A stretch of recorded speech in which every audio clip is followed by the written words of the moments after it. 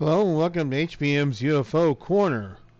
We're going to be talking about this week a UFO historical records archive opening in perhaps the most unlikeliest place, a New Mexico elementary school.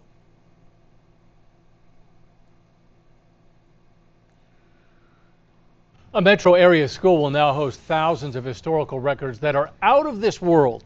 After years of searching, the National UFO Historical Records Center has finally found a home, one that should help further public research on that phenomenon.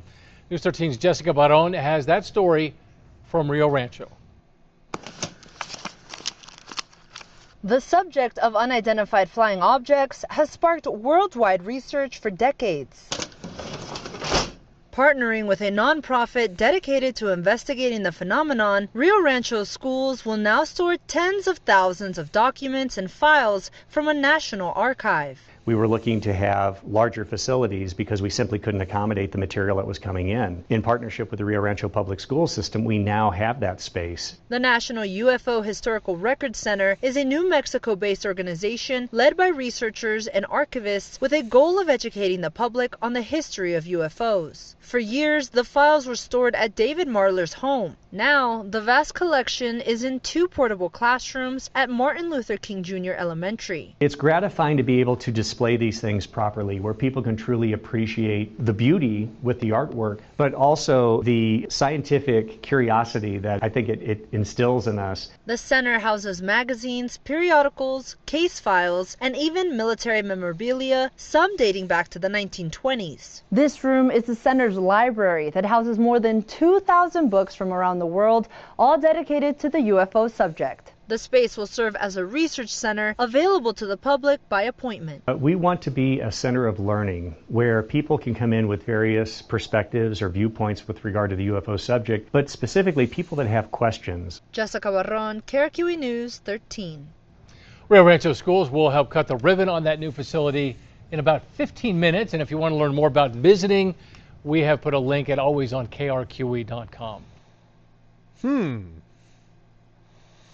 Now that's interesting. This is in Rio Rancho, New Mexico.